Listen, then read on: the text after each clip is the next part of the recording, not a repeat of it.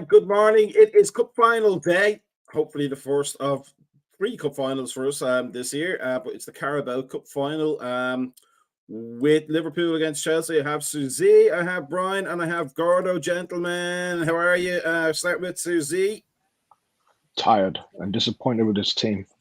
Which we'll get to in a second. Gordo, how are you? It's about to be a good day. Always is when we start that way. And Brian, how are you? Nervy, but ready to go. Okay, so let's get to it and let's have a look at that team.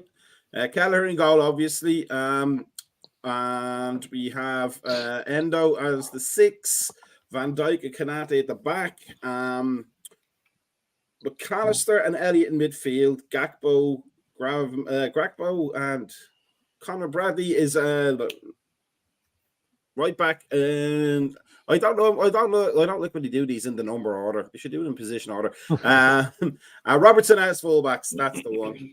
Diaz, Gakpo up front. Elliott and Gravenberg. There we go. That's where I'm getting it wrong. Elliott's up front. It is an unchanged lineup. Suzie, you expressed the most disappointment. What is your disappointment with that one there? Just the bench. To be honest with you, I think the first 11 is more than capable of winning the game as long as we can keep it. It doesn't go to extra time. No, that first team's is as good as we can get. It's just the bench. If he goes into extra time, I don't know. That's what worries me. Let's add Cozzy in there. But Brian, what is your thoughts on the lineup? And then, do you agree with Suzie about the bench? I mean, there's not really much we can really do about the bench. I mean, just because of the situation that we're in. Pretty disappointed that that Mo and Nunez and Slobosai weren't able to make it. But I think that again, like I said on Thursday night, I think that that Endo is going to be the key player in this match right there. I think that holding that midfield off is going to be pretty vital. But I mean, what can we do about the bench? Just out of our hands. I mean, injuries at the wrong time. Gordo, I mean, the first 11 is what it is. We kind of got teased that Nunez and Salah might be available, but they weren't in the end. It kind of is a minor kick in the testicles, really, isn't it? Yeah, it is, because sometimes you play those mind games, in the press conferences or and media, and you kind of leak things here and there, and you get Chelsea, their fan base, and also their coaching staff a little nervous for who pops up. And this pops up, and I'm sure they all had a chuckle to themselves. So, yeah, it is kind of like the wow factor is gone, because I don't know if we necessarily thought either one of them would start, but having those two as an option off the bench is definitely a wow factor that we currently don't have. Cozzy, you've seen the lineup there, and you've seen the bench. I mean, it does seem like if you're Pochettino and you don't see any danger coming off that bench in the attacking sense, you basically might change your game plan to just holding everything till the last 15 minutes, keeping it as tight as possible, knowing full well that there isn't a Nunez and there isn't a Salah, or vice versa. There isn't a Gakpo, and there isn't a Diaz to come off the bench. It's essentially going to be the kids in the attack. Are you encouraged if you're Pochettino, or is there still enough danger there for you to worry about? I'll be fucking made up. If I was Pochettino, I'd be absolutely made up. I mean, if you look at it, if I'm Chelsea now, if I'm Pochettino, I wouldn't say I change my game plan. But I also think if I get to the half-hour mark, you survive the first 30 at 0-0, you back yourself and go, just, you know what I mean? I'm not saying they can't score in the first 30, they can. But there's also a part where there's going to be an onslaught from Liverpool. Get to the first 30 and then just worry about the rest later kind of deal. And that's something that we would all be the same about, you know what I mean? The lineup. There's nothing you can do. You know what I mean? There's injuries. It's crap. It is what it is. But, I actually had a little look. I think we've got 8 players who were 21 and under between the bench and the starting 11. We have a 16-year-old. A few of those lads can't get served in America. Can't go to a bar in America. It sounds insane. It's insane. 16 years of age. And I find it mad as well, of course, moving over to America and the context of your guys' sports, where you guys go to college and stuff like that. You have a 16-year-old on the bench for the biggest team in the world in a cup final. He's 16 years of age. Like, so the mind, but if you're American, at least your mind must boggle and think, what? Like, what? You know what I mean? So it's mad, man. It's insane, but I'm shitting myself. I was fine. Because, by the way, all these tweets that you've seen before when they're going, oh, Salah and Nunes are there. What's they going to do to cup final? They want to fucking walk around with the trophy at least, don't they? Like, of course, it's Wembley. Of course they're going to be there. They're not going to sit at home, are they, and watch it on telly. It's the cup final. You know what I mean? They're going to go. So, yeah, it is what it is. Shitting myself really bad. But let's see. Let's see what we're facing with the Chelsea lineup. There we go. I mean, Gallagher is doing some good stuff in the midfield for them. He's got to be mobile at least. And Cole Palmer is emerging as their star player. I don't have any fears about the first team dealing with them, but if we get injuries at all during the final itself, especially in the second half when other legs are getting tired, it could be dangerous, couldn't it be, Susie? Yeah, that's the worry. And I think like defensively, you know, we've got a good backup. It's just midfield and up front. I don't know. It's even worrying that Kazi's kind of pessimistic. He's usually the optimistic one out of us. I look to him to lead us. And it's not that I'm pessimistic as such, mate. It's more the realization that's a strong side. You know, that's a good side. They found some form this new year. I think they've only lost like twice and stuff. But I think one of the games that they lost is the Middlesbrough away game in the semi, and I think that's stuck in everyone's head as well. Like, oh, Chelsea is still crap when they've actually found quite a bit of form. The big loss for them is Thiago Silva. If Thiago still, you know what I mean, that experience at the back, because the two centre halves are inexperienced, and Gakpo should fancy himself, because that's one thing. Gusto's really good. Gusto, he's good. Yeah, he's a good fullback. He really is. But I think Disasi is a good player. I think Colwell's a good player. But Thiago Silva's different level, isn't he? Even with his age, he's still a different level to them. So you've got to fancy yourself there. And listen, they've got players off the bench who can kill us. Madueke, Mudryk, and Kunku. The one positive is, though, mate, and I always try and find the positive, our team today is a stronger team that we started against Luton, because Robertson's back and Kanate's back. So, and I know you mentioned a key player before in Endo. I completely disagree. I think it's Conor Bradley. And I'll tell you why. Elliot will not provide Liverpool with on the right-hand side, because it's not his game. And by the way, I don't expect him to. And he shouldn't have to, because his game is coming into a bit more in those pockets in between the midfield and defence and finding passes and getting chances. That's why Conor Bradley's so important today, just to get us that whiff down the right-hand side. We need to push Ben Chilwell back. We can't just let him have a free rein, you know what I mean? We have to get him going the other way and chasing towards his own goal. So Conor Bradley, for me, is, I know it's his biggest game, of course it is, but it's a ginormous job for him. Gordo, I mean, Sterling might be fancying himself today to be a match winner, former Liverpool player, obviously. But he's not the Sterling of old, and he's certainly not the Sterling that we had in 2014 or that went on to City. Is he going to be up against the brick wall with Kanate and Van Dijk, and then a little bit of Endo as well with his slight little niggly fells that I love him so much for? Or is he going to be somebody that comes back to haunt us today? I think like just the occasion is enough to get him to get his head right, whether or not he can perform that. You know, watching him against City last week, he probably should have had a few goals. And even the goal that he did score, his first touch was awful and took him well away from the defender and away from the goal. And he did well to get himself back, and it was kind of poor defending to let him back on the inside on his preferred right foot and score. The one that I'm looking for is probably Conor Gallagher versus Endo, because Conor Gallagher can lose his head, and this is I think it might be his first cup final, because I think he was on loan at Palace. When we played Chelsea last. So I'm looking for those small niggly fouls by Endo and just getting him in the right head, because that would be a good loss for us if Conor Gallagher goes off early. Brian, we talked on Thursday about predictions. We were relatively confident to a little bit hesitant, let's say, between you and Trevor.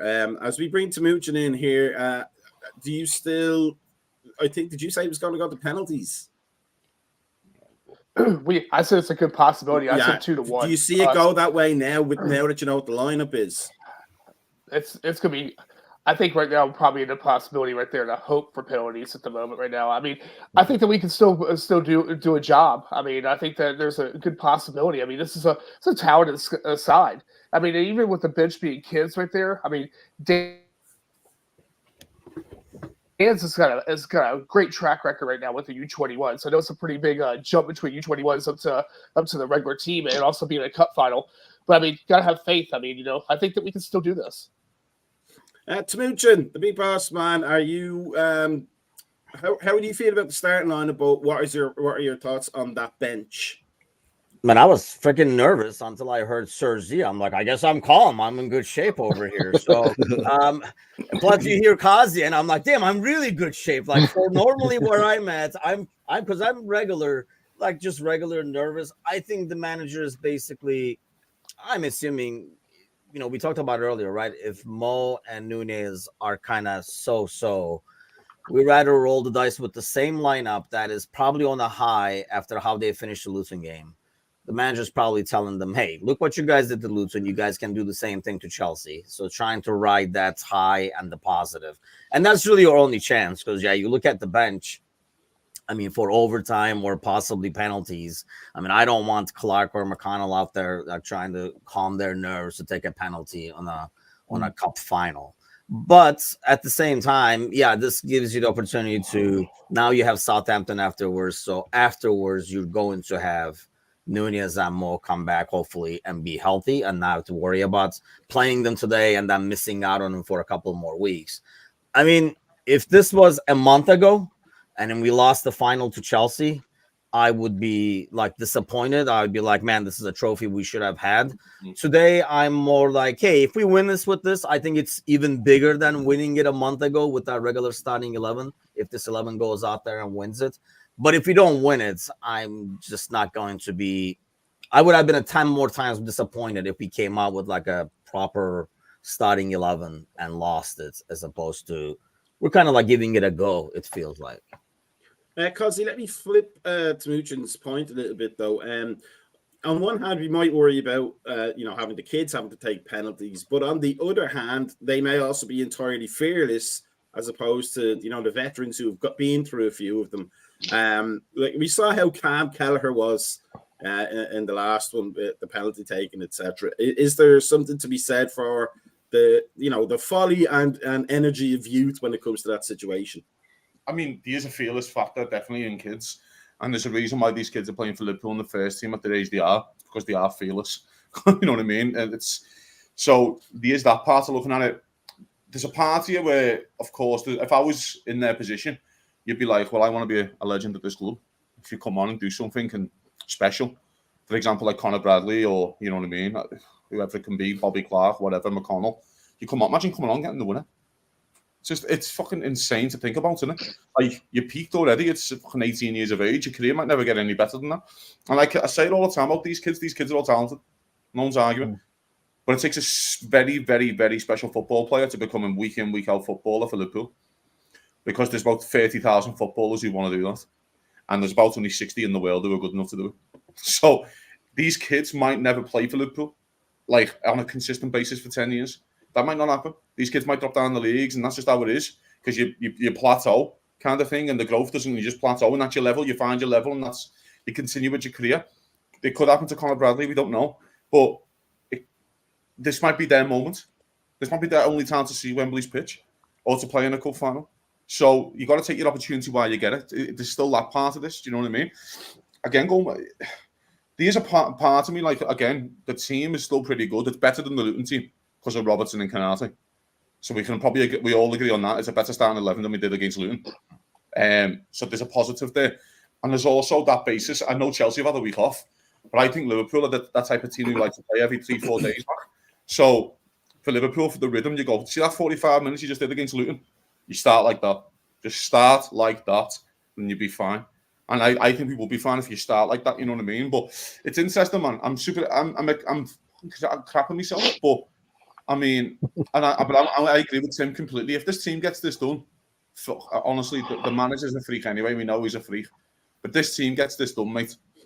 honestly, full credit to them, man, because we are the big underdogs, you know.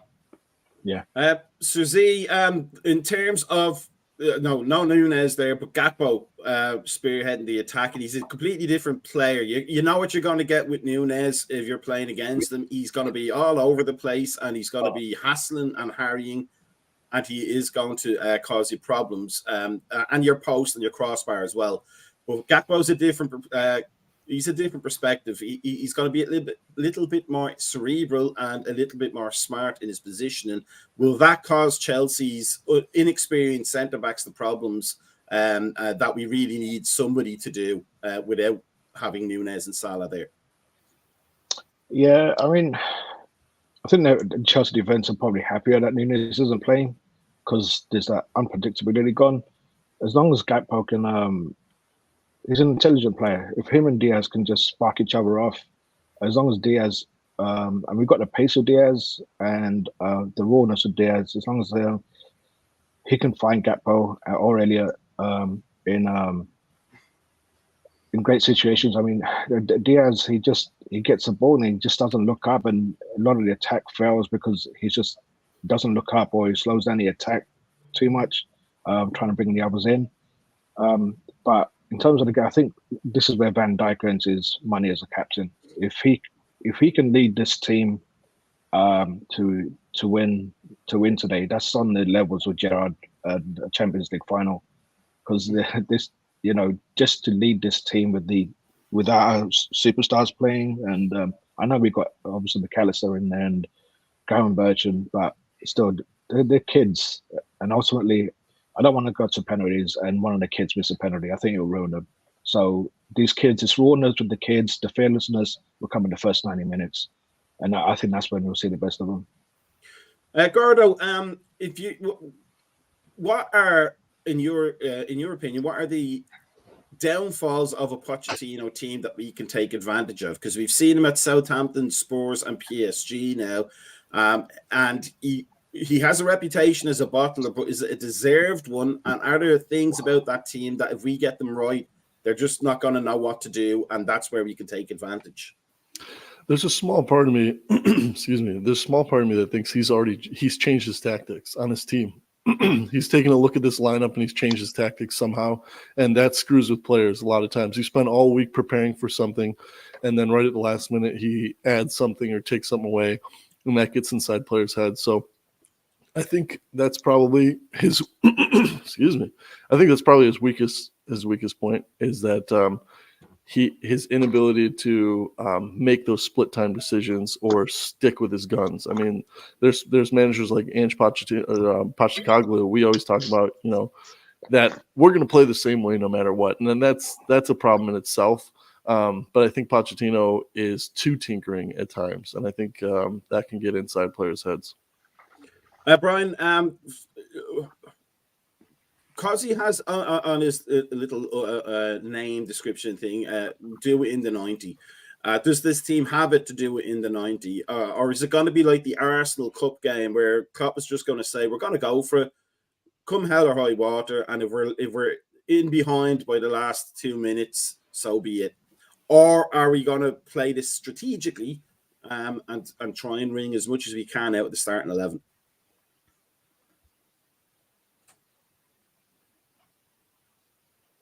For me, right there, it's like you said, right there, it's the opening minutes right there. We have to come blazing. I mean, we have to come blazing. This first half right there has to be. We have to go out there and play like we did the second half against Luton, because I think that the longer we go on, I think the more this is going to kind of go toward Chelsea's advantage. But you know, again, right there, Pochettino is a tinkerer, so I mean, who knows? But I get full faith in Dan's and some of these kids. I mean, I think that, I mean, again, right there, I mean, what else they have to lose? It's kind of like what Kazi said right there. I mean, this could be their only time they're ever going to go to Wembley right there. Let these kids get the run. I mean, let them they got to have adrenaline running through their veins at the moment right now. Just saying, hey, you know what? This is my time to shine. This is their time right there that they can actually push into the first team also. I mean, if not the first team here or the first team in the championship, or first team with another Prem team. So, I mean, I'm good.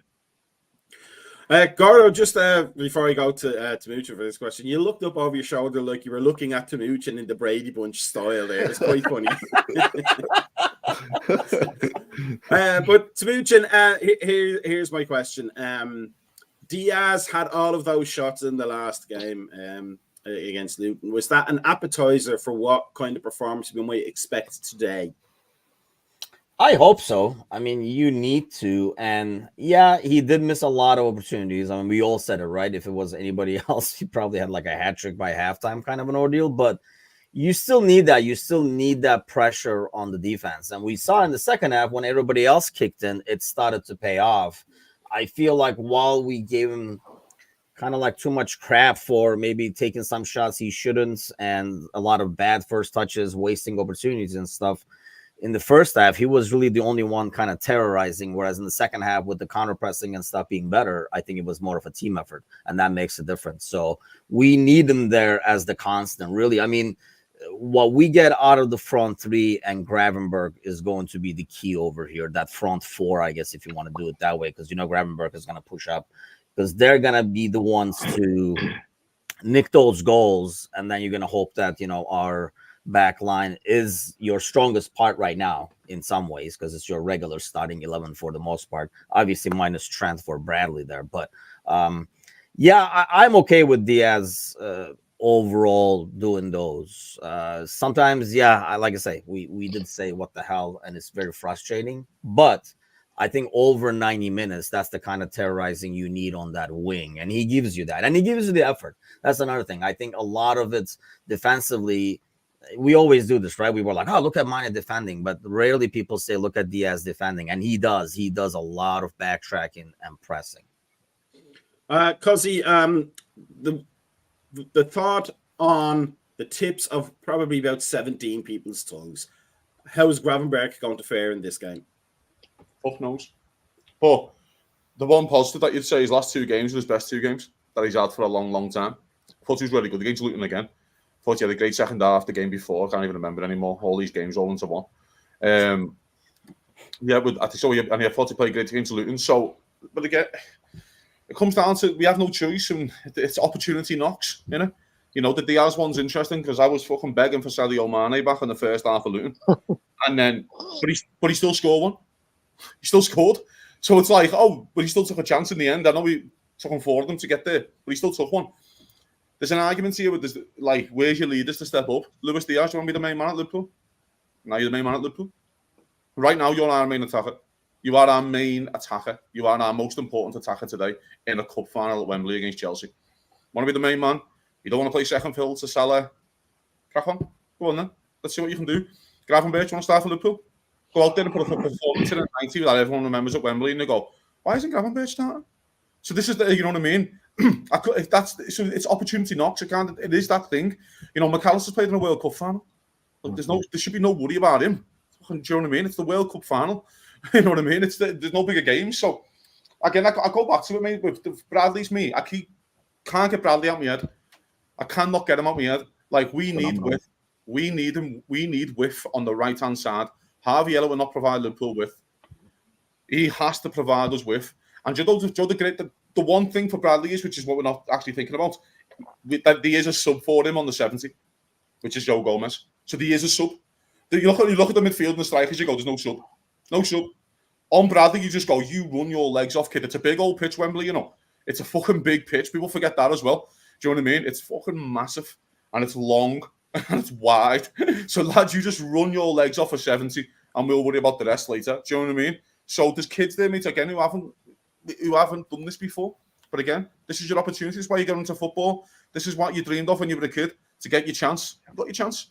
Again, the Luis Diaz one's the massive part of my thinking as well. You want to be the main man. You want to be the big fella. You want to fucking lead Liverpool to trophies and have your name. Well, there you go then. Here's your chance. There's no Salah. Go win as a trophy. Go and score 2 today and take one of your chances. Do you know what I mean?